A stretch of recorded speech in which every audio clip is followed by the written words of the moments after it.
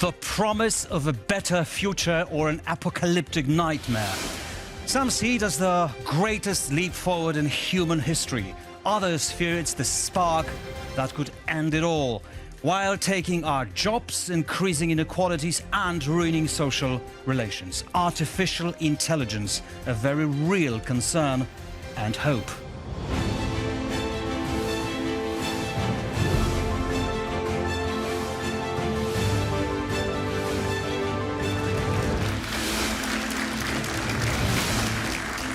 Welcome to TVP World's Warsaw Debate with me, Grzegorz Nawrocki, and Małgorzata Bonikowska from the Center of International Relations.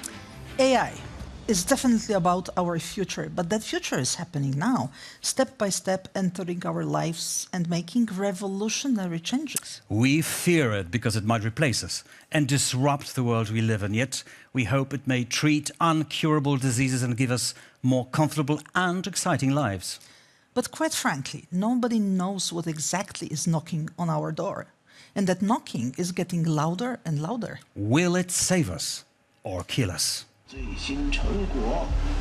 Artificial intelligence destroying human civilization may sound like science fiction, but it is now a serious concern. As AI becomes more autonomous and unpredictable, even its creators warn that it could soon slip beyond our grasp. They'll be able to manipulate us into doing whatever they want. It'll be like you manipulating a 2-year-old. Intelligent systems don't need to look or act like robots to be dangerous. The real risk lies in algorithms that can set their own strategies, manipulate information, and draw conclusions from big data at speeds and scales humans cannot match. Signs of instability are already clear. AI-generated disinformation spreading online makes it hard for people to agree on basic facts. With deepfake videos looking real, trust is becoming fragile. І раджу скласти зброю і повернутися до своїх сімей. By relying on algorithms for ideas and problem solving, we risk eroding our critical thinking skills. Many jobs once saved from automation may now disappear. Inequality rises when AI puts wealth and technology in the hands of a few. Then there's the environment cost. Data centers drain massive amounts of electricity and water. Yet these risks coexist with enormous opportunities. AI can be a force for good if applied wisely. It already helps diagnose diseases faster than doctors, accelerates drug discovery, supports scientific research, and enhances transportation safety. It can boost energy efficiency, reduce food waste, and help predict natural disasters. It improves urban life through smarter city planning. Economists believe AI could also spark a global productivity boom, creating opportunities across industries and allowing people to focus on more creative, meaningful, and less time-consuming work. So is AI Dr. Jekyll or Mr. Hyde? 2 in 1, probably. The greatest question is not whether AI will turn against us, but whether we can guide it responsibly, fairly, and inclusively, using its potential to benefit people rather than amplify its risks.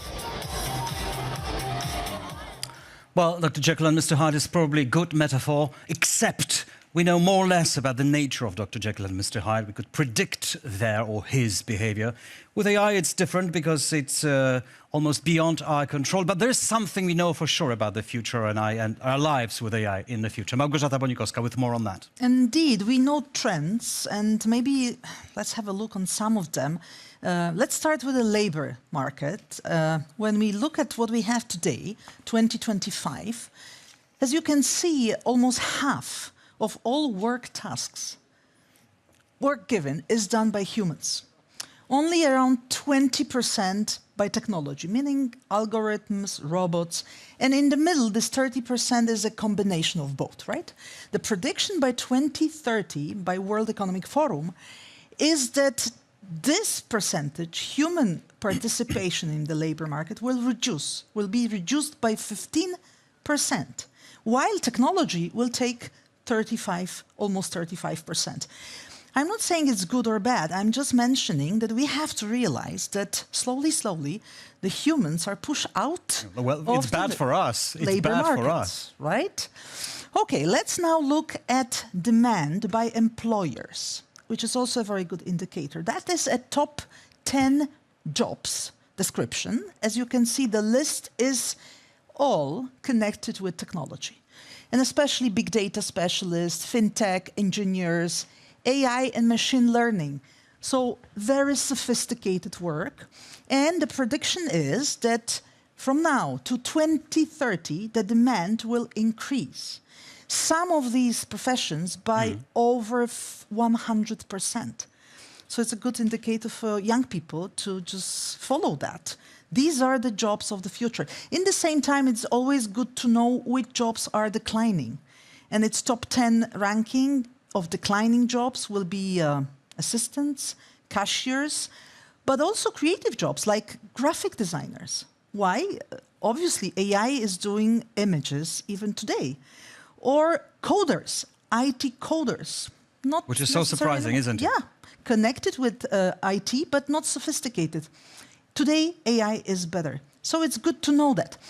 Now let's move to the map. We want to show you actually two continents, Europe and America, North America, especially US. This is a map of consumption of energy by data centers. So that's the heart of AI. And what is happening here is that Europe is doing well, but not very well. We could do much better. We have limitation in this. Maybe because of too many regulations, maybe the prices of energy is also a problem in Europe. But in US, you have here some places which is a huge data energy consumption. So it means that US, we have to watch it because the infrastructure, how can they handle this consumption? Will it be possible in the future? So that's the question. And last, I just want to show you the money. Money is always a good indicator. How much we spent for AI. We already spend a lot. This is the figure of the total, $360 billion in 2024. But the prediction is obviously we'll spend more, almost double, $644 billion. And the future will be even worse as far as spending because AI will be physically everywhere in our services. I'm scared to ask what's going to be in 2026, the year after that. Again, increase. Right. We will be surrounded by AI integrated with everything. So good luck. All right, thank you very much, Małgorzata. Thank you for that. Well, if the scale of change could be even more profound than the effects of the invention of print or the Industrial Revolution, then it's high time to confront our fears and concerns. So the motion tonight is AI is destroying human civilization. And let's meet tonight's speakers for and against. For the motion, ladies and gentlemen, Krystyna, Jarek, booster of innovation. Welcome to Warsaw Debate. Former Chief Innovation Officer at Deloitte Central Europe, developing AI strategies. Welcome to the program. Please take a seat. Against the motion, Professor Łukasz, Kołtowski, Medical University of Warsaw. Welcome to the program. Cardiologist, practitioner, enthusiast, applying AI solutions in daily work. For the motion, Max Dropiński, Semiconductor strategist and AI expert on a mission to build digital and Silicon Valley in Central Europe. Welcome. Thanks for joining. And against the motion, Michał, Jaworski, Polish Information Processing Society, an expert in cloud solutions and cybersecurity. Welcome. Now, we're also joined, this time online, for the summary of this debate later on, by Professor Rafał Omer, psychologist, firm mindset. Welcome to the program, Professor. Hello, good evening. I'm excited to watch the debate. Thank you, and we'll be happy to hear your remarks after it concludes. Thank you very much. So let's start with an opening statement from each of our speakers. 2 minutes for an opening speech, and Krystyna, Jarek as first.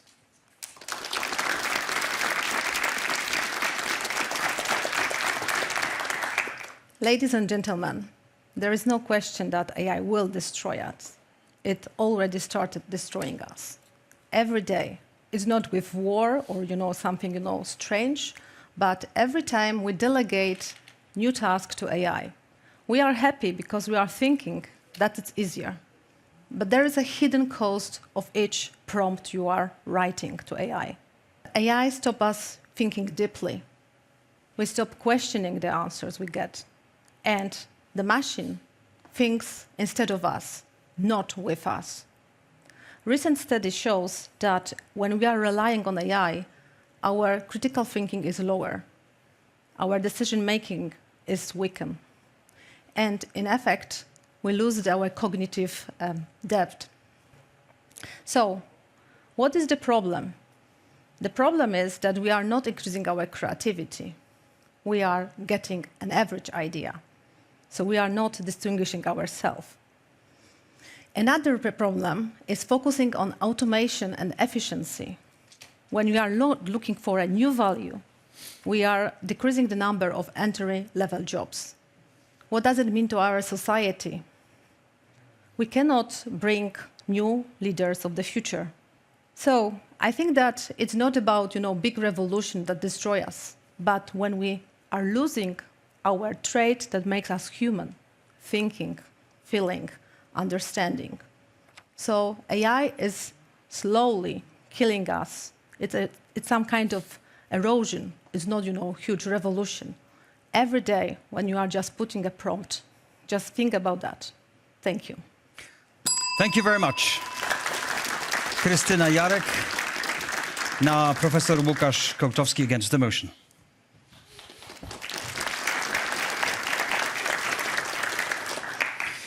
Good evening, everyone. Thank you for coming over. I mean, my perspective is from what I do every day. I'm basically working in the hospital and try to save lives and make people more healthy. And I can tell you in this area, about 10 years ago, we've been really scared because we got to an edge of discovery of new drugs, discovery of new technologies. Because with the conventional way we did it so far, we were not able to progress fast enough and at a cost that was acceptable. Discovery of each new drug has raised, exponentially, and we couldn't basically afford it. What we see now, AI is the best, the cheapest, and the fastest way to discover new proteins and new therapeutic molecules that can convert into actionable drugs that we can give to yourself, to your parents, to your kids, to save their lives. The second thing, medicine became a very specialized part of our life. It is any more impossible that a GP, general practitioner, family practitioner, can deliver you high quality service at a very, designed in a very specialist way. But today with AI, any GP is able to provide you cutting edge, like a Warsaw University, Mayo Clinic, or Berlin Charité level of care because it's empowered using AI. And finally, we are getting to a point where the dissemination of the knowledge takes time. We are trying to train new physicians, but it's not only in Poland, it's elsewhere that creating new physicians, developing new physicians takes a lot of time. We don't have academics to train if we want to go at the scale of elderly population that is basically getting older and wider. Again, AI is the best tool now to train new generation of modern physicians who can treat everyone.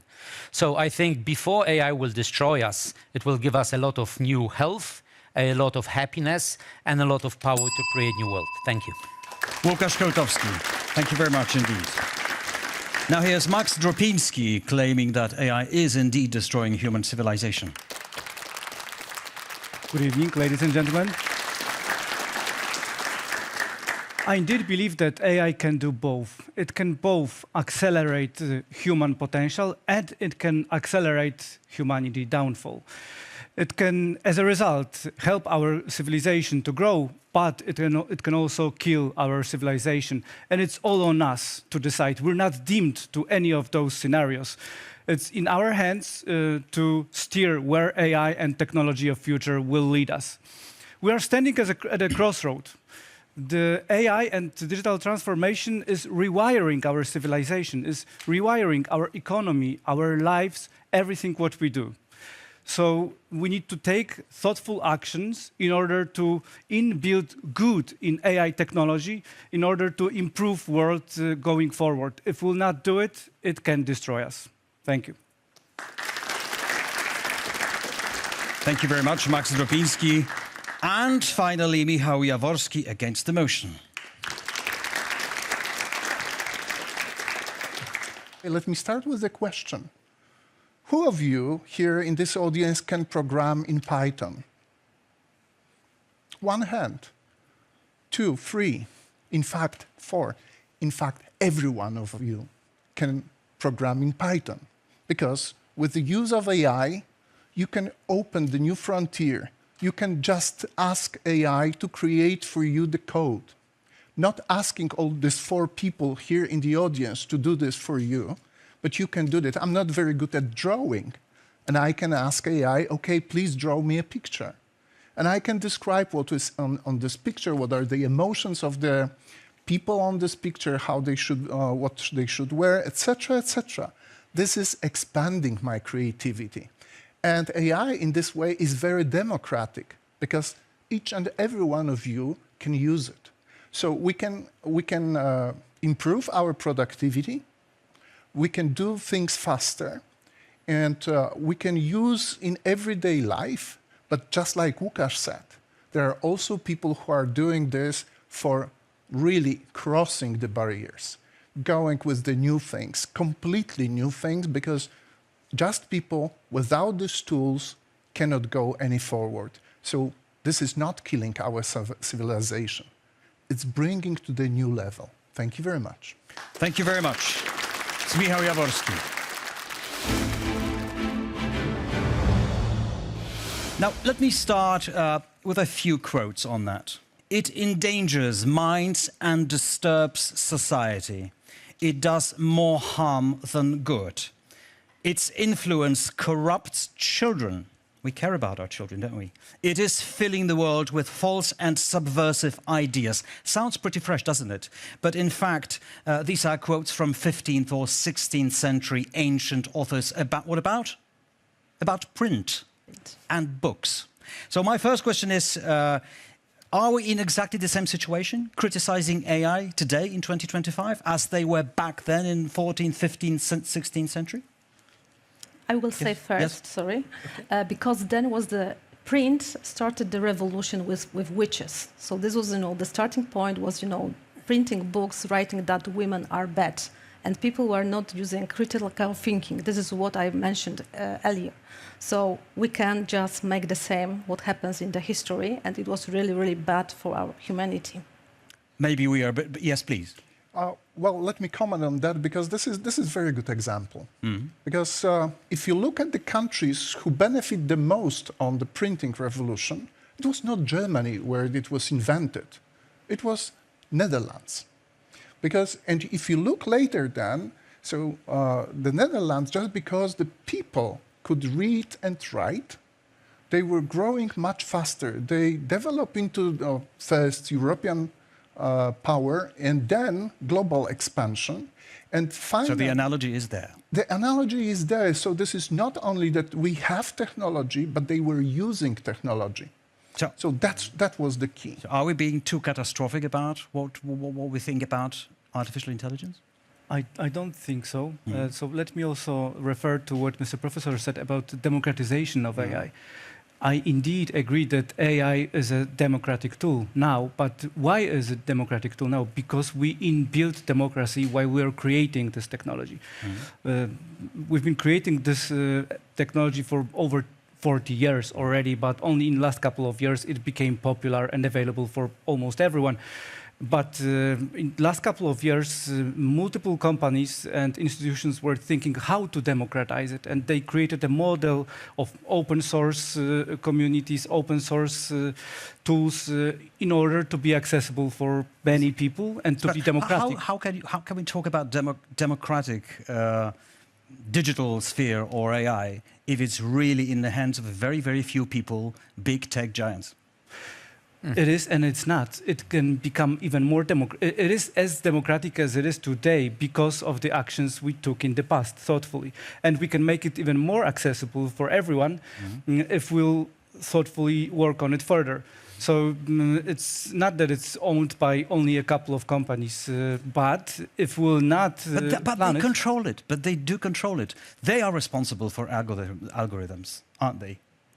So they control it to some extent. For example, we are to a great extent, really. I mean, we're not resilient enough in Europe in AI technologies, in energy sector, and in semiconductor sectors. Have been growing for the last couple of years in Europe, and we definitely need to accelerate the creation of the autonomy in these particular sectors in order to grow our economy in future. Sure. But we need to take purposeful actions today. And it's still possible, but I believe that if we'll not plan it, if we'll not take these actions, we can end up in a situation that technologies and AI will be owned by a few, and the power will be also owned by a few. Right. And that changes politics, society, and all democracy. Professor Kołtowski. Well, I think I fully agree. I mean, we are entering an era of democratization. The worst thing that could have happened is that those few would own it and build different tools, let's call it this way. It could be weapons, other tools, and the others would be just looking at it. Now what we see is that basically anyone can build models, anyone can have the tools either on-premise or on-device, and basically develop. And we see that in medicine very well. We see that today the most important thing, who has the idea and who has the data that can be used to train the models. And I think the data is everywhere. The data is in each country. Right. When we have 5 Nobel laureates, plus even the godfathers, as they call them, of AI, such as Steve Wozniak, write a letter to call for the prohibition of super intelligent AI, then I think there is a reason to worry about it. Well, there is a reason, like there was a reason to stop or control nuclear weapons, and there is reason to stop and control different very powerful medications and not to democratize that anyone can use it. And I think this is really smart of those who understand the powerful of this tool. We've been in the past for many times been faced with very powerful inventions that humankind did, and this is just another example. The key is to control it and to do it smartly, so that how to do it? Because if you say the key is to control it, that is to somehow make governments responsible for it. Usually the way we what kind of control would you have in mind? Create laws and regulations. We deal with each other. Would that be international or not? Because we see different legal standards are in the United States, different legal standards we're trying to introduce in Europe, and somehow it's not compatible, it doesn't work.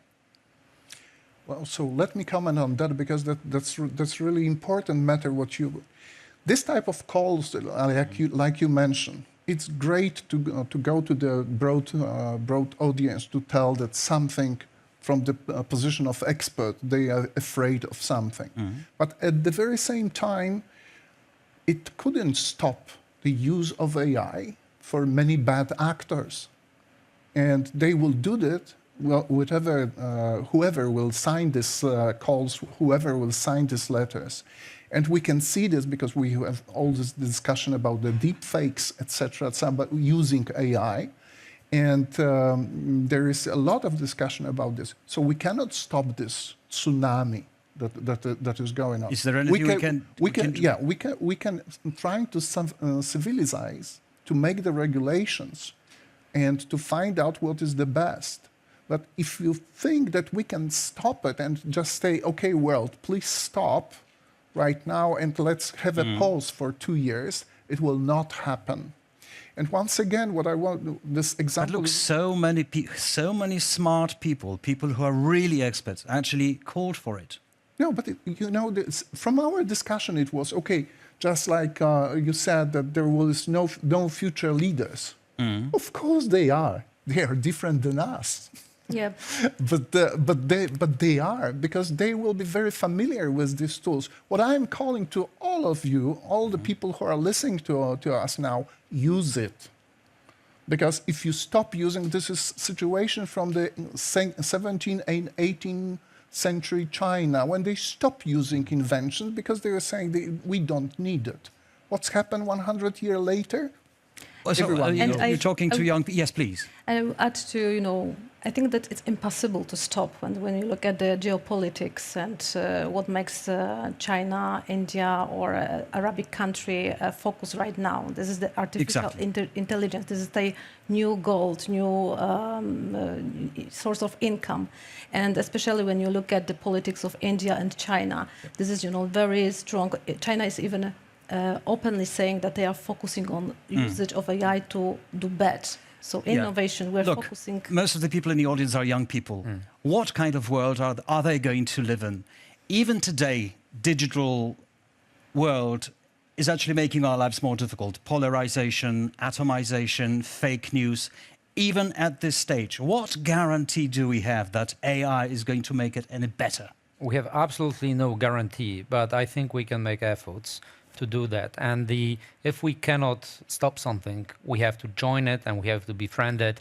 And most, I think, for all the young girls, here, is to educate yourself, to understand it and be able to use it for your own benefit. And I think as we stop things, we don't educate, we are then getting into real trouble. Let me jump into here for one question about Europe, because we've seen some maps and we know also that generally Europe seems to be a little bit late in this race. What chances do you give us, Europeans, to be able to develop LLM models and businesses and, everything based on an AI without really spending money so much as the Americans do and without really having the good base for that? They have huge budgets. We also have money, but we spend elsewhere. Well, I wouldn't say that we are late. I just completed a 2-day AI in cardiology global meeting we had in Berlin. Poland was very well represented. It was oversubscribed meeting.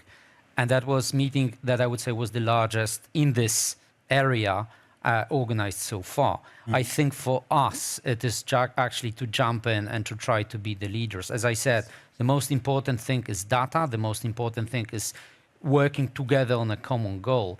I can speak for this branch, but I'd love to hear others who understand how to build actually the technical infrastructure for that. So let me respectfully disagree. I do believe we are late as Europe in this game, and I will give you 2 examples. One is semiconductor factories. Asia, Taiwan, and China and USA are developing their factories at an unprecedentedly high speed, high pace, while Europe is almost not doing anything about it. Similar situation with AI factories. There are so many new AI factories being built in USA, only a few in Europe. I strongly believe we need to speed up, and there are some money. As Europe, as a continent, together, we got, I believe, enough money to sponsor the entire value chain, which starts with energy, then semiconductors, and then use cases.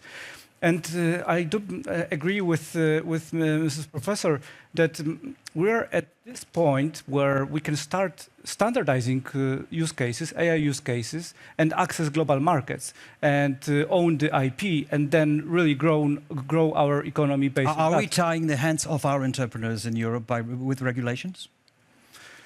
We are overly regulated comparing to USA and Asia, definitely yes. But there are some things we need to regulate, as we just mentioned. AI needs to be regulated to some extent. So we need to strike for this very tough balance between not overly regulating and not making ourselves less competitive, but also making ourselves safer. It's very improbable that we'll actually strike it. But I will add one thing, because of course we have some money from Europe, but what we are lacking is the innovativeness and investing, risk investment. So we would like to invest something that we know we can get again. But this global innovation means risking a little bit, and we are not good at that. Okay. Speculation now. Yes, please. If I may add to something to what you ask, because there's you two asked. Number one is in the business you have only the 3 general and fundamental strategies: get big, get niche, or get out.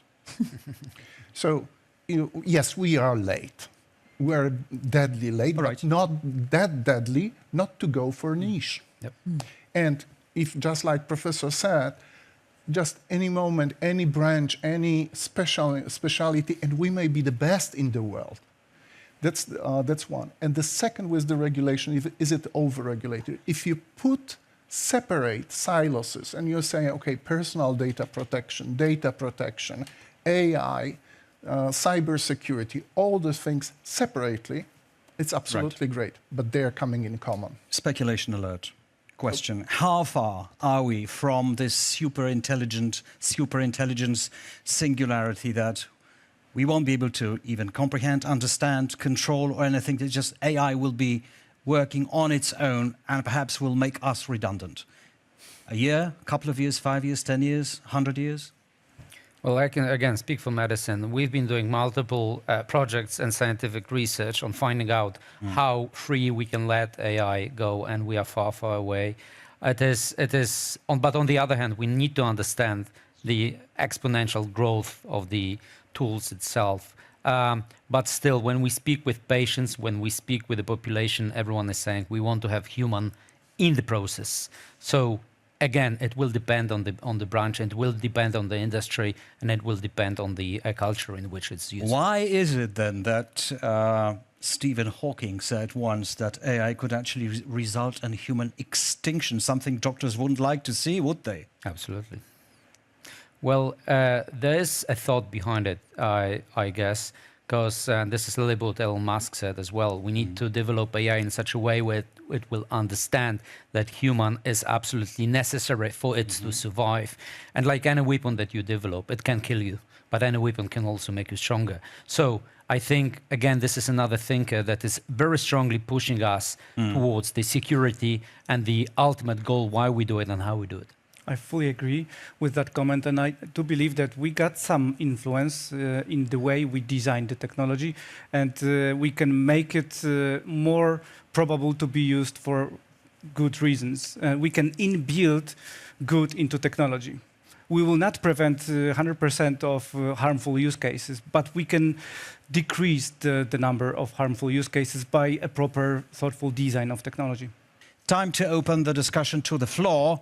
We have questions yes, here already. please. First one in the first row.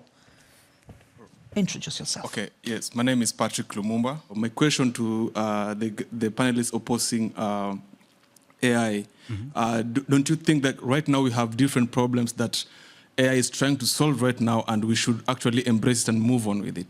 Right, okay. The skeptics. Skeptics. I think yes. For example, ESG era, this is sustainable business. So we are working on many new innovations that are focusing on how to, make business better. And without data in the past or without the AI models, it was really difficult. So there are solutions that are not designed for one company because the number of data is too low. We are looking for, whole industries. And for example, one example was introduced in Warsaw Stock Exchange, and now it will be scaled for the whole European Union as the ESG data hub. So this is one example that we struggle with the climate, and such solution can be supported with AI. Do you think that AI will make most of the people, or a great majority of people, simply redundant? No. We've just showed the numbers, the falling numbers of people involved in work and technology taking over. That's the answer is that yes, some jobs will vanish. That's true, and it's exactly like the jobs that were in the past, and now they are not seen anymore. But it's the creation of the new job. If you think about the previous revolutions or the waves of transformations, looking at the internet or looking at the digital work. That was a lot. So the typist, whoever can you find the typist room when there are hundreds of ladies typing no. In fact, every CEO is now typing and reading its own emails, etc. So it was changing. So it's changing from the let's say that if you 20 years ago or maybe 5 years ago you will tell your father, okay, I'm gonna be UX coder He wouldn't understand it. He will not understand it. But I think so you can make money on this, right? What is important here is to stress the question was about solving problems. And I think maybe we should stress that AI per se will not solve any problem because it's just a tool. It is very much about humans, how we use this AI. We can use it for good cause and for bad cause. AI is already used in military. The drones operated by AI can kill, but also can defend. So it's more and lots of moral questions arise about that as well. Who is responsible for that lethal decision to kill somebody if it's not a human factor?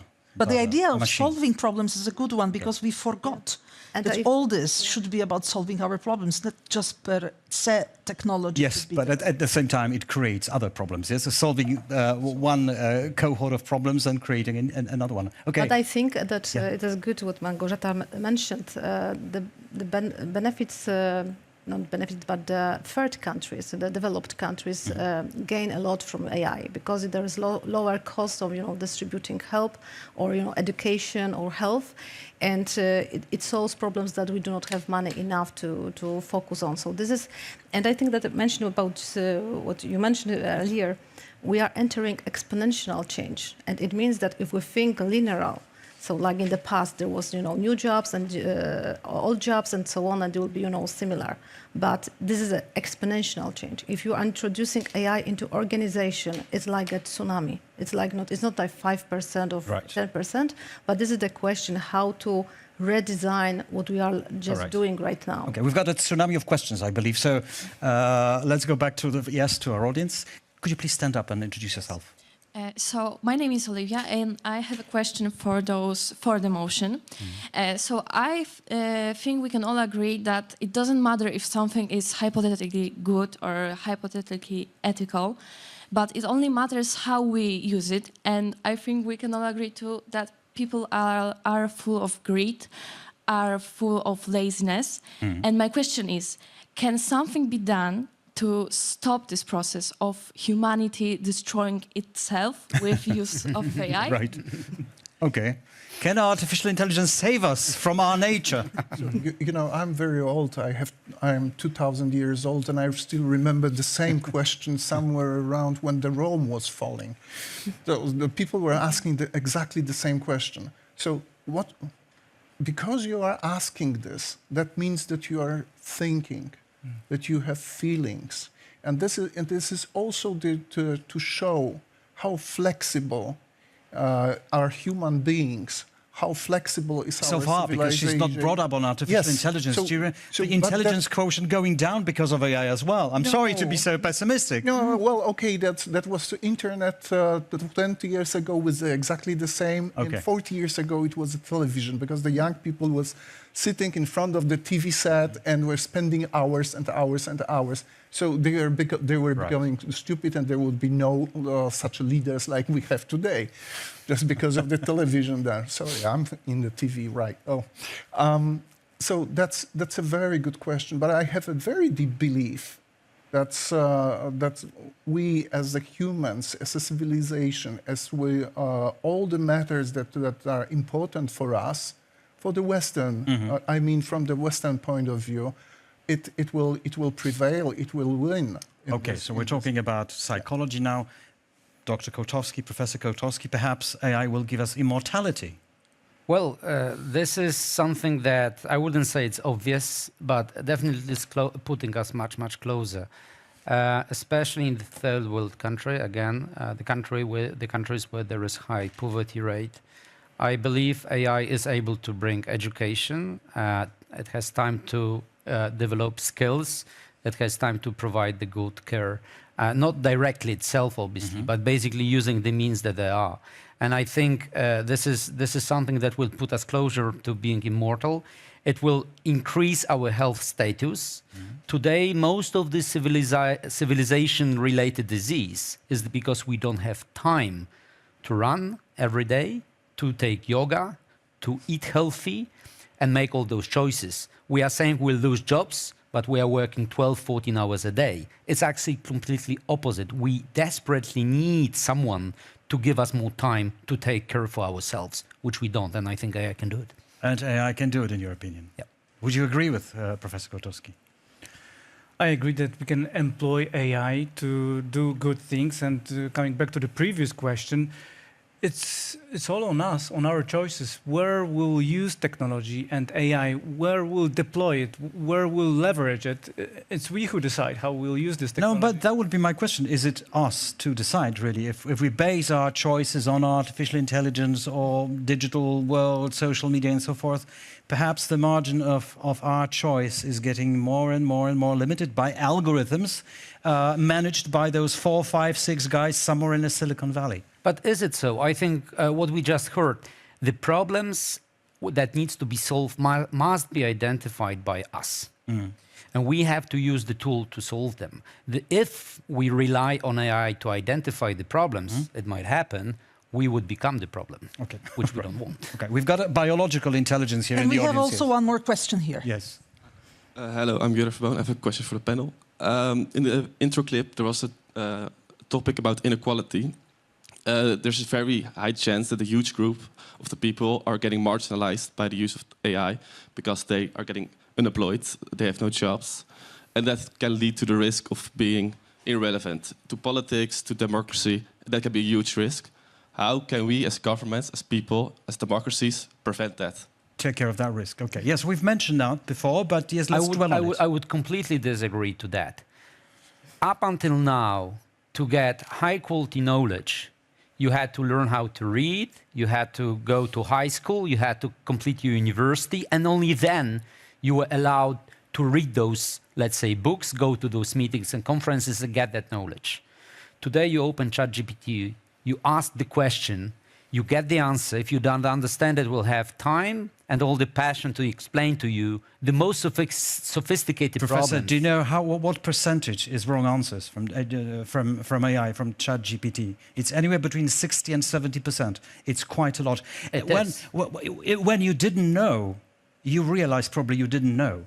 Now you think you know, but what you know is wrong. But I tell you, if you go to the local market and listen to what people gossip about health, the number of incorrect answers is probably 90%. All right. So we still do better with ChatGPT. But I think what is important here is, if I just may, I follow this question, is what we are going to do as humans. Maybe we are not dedicated to work. The current concept of work is quite modern. We started in 19th century with revolution, technical revolution, industrial revolution. Earlier, people did not work that way. So maybe AI will allow us to have much more time for something else than work. We don't know because we don't know what's happening inside the AI, the black box. All right. Any other questions? I will add something because it's a really important topic you asked about, and some companies are working on such topics like technological unemployment. And for example, in banking sector, it means how to serve clients in the future if they will be unemployed because of technology, or they cannot have, constant or, permanent job. So this is not like, the future, but companies are already working on that. Think about it. And also there's a scenario that we are thinking that it will be not 4-day week, but a working week, but there will be 1 or 2 days, and will be a social job. So this is the question, it's not, the future, but we are working on such scenarios and thinking, because if nobody is thinking, nobody is preparing us for the future. Okay, next question, please. Could you please stand up and introduce yourself? Hello, my name is Milena, and I have a question especially for you, Miss, because you're thinking that AI could destroy our civilization, and how AI could destroy our civilization if it doesn't have own goals. Like, don't you think that we are destroying our civilizations by ourselves? Right, that we're better at destruction than AI. Yeah, I think it's not AI the source of destruction, but ourselves. So if we stop thinking, if we are using ChatGPT and we are not verifying the answer, if we are not learning AI, we are not understanding the technology, we are not knowing how to use it. Yeah. And many people, there was a research from MIT that only 5% of companies introducing AI, embedding AI, has a result. The other 95% failed. So imagine about the resources used for such effect, and it means that we shouldn't start using AI if we do not know how to use it. So this is question, it's not AI is not bad, but right. Are we ready? I'm just talking about the language that you're using. we're using AI. Perhaps at this stage we can say we're using the AI, we're turning it on, giving a prompt or something, they're getting the result and using it.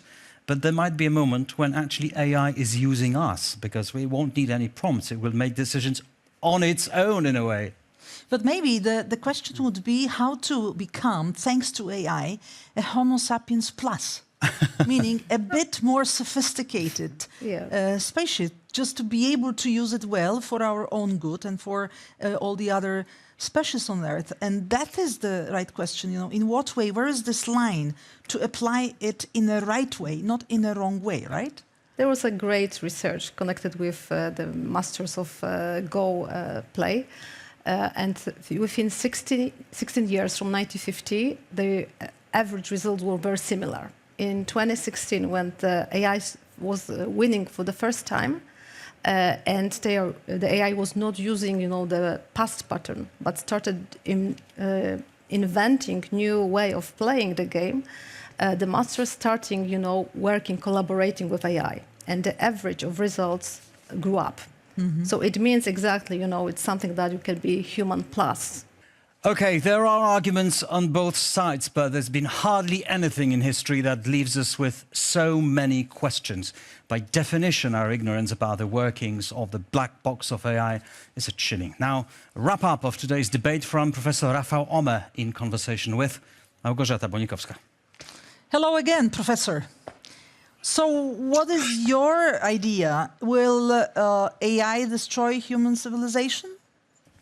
Well, I'm delighted with the debate. I've learned a lot, and I think that the one of the main things that we were able to hear is that we humans need to create a strength not to allow AI dominate us. You said reskill or regain our skills, or you said Homo sapiens plus. My friend, we had this discussion a few days back, and he said not only AI is getting smarter, but humans are getting dumber, because we are not using our brains as efficiently and as often as we did 2 decades ago. So what would be your advice, how to use AI correctly to become Homo sapiens plus instead of being completely lost and be controlled by the machines? Forget about AI. Think of your brain. Start exercising your brain, because we've stopped exercising our brain 20 years ago. We do not use basic analytics because we have calculators. We don't exercise spatial orientation, as the professor said before, because we use Google Maps. We don't memorize anything because we have calendars and we have all apps to help us memorize things. So we need something like fitness, like gym for the brain. Because gym for the body is obvious for us, right? But gym for the brain, that's what you are asking for. Very simple gym. Go to your grandparents and ask about the gym. Reading and writing. This is the gym.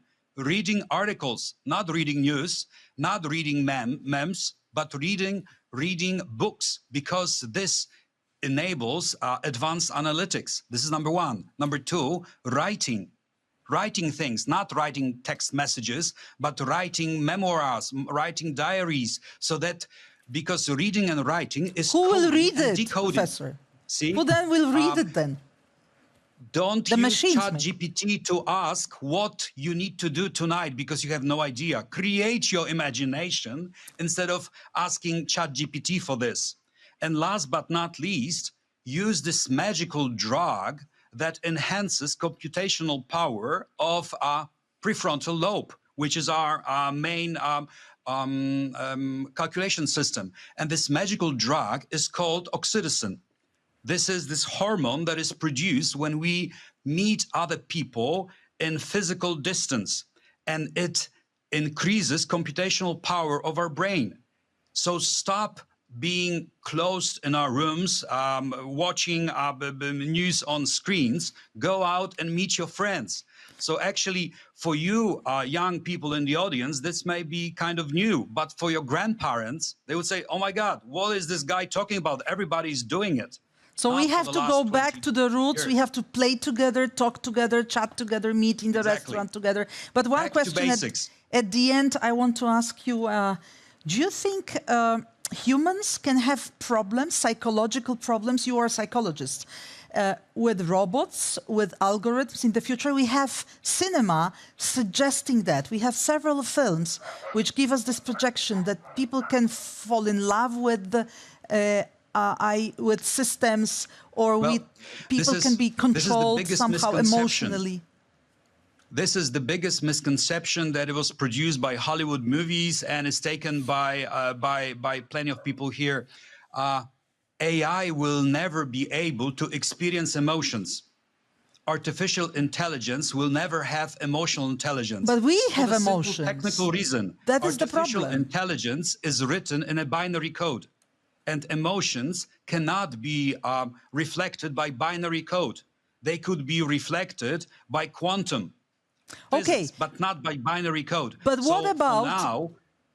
What about if people get emotional with a robot? What about if me as a human think that this robot is much more, how to say, needed by myself than any other human? What in this situation? Yeah, this is the new reality we are entering. But remember, in order to be considered a partner of AI, we need to have something that AI does not have. And for now, the only thing that AI will never have is emotional intelligence. So exercise emotional intelligence, learn emotional intelligence, learn to experience things. AI will be able to touch Coca-Cola and immediately recognize its secret recipe, but AI will never be able to say, oh, I love it, the Coca-Cola. Thank you very much. Thank you very much, Professor Rafał Omer. Thanks for joining us on Warsaw Debate. And now, ladies and gentlemen, time to take another vote.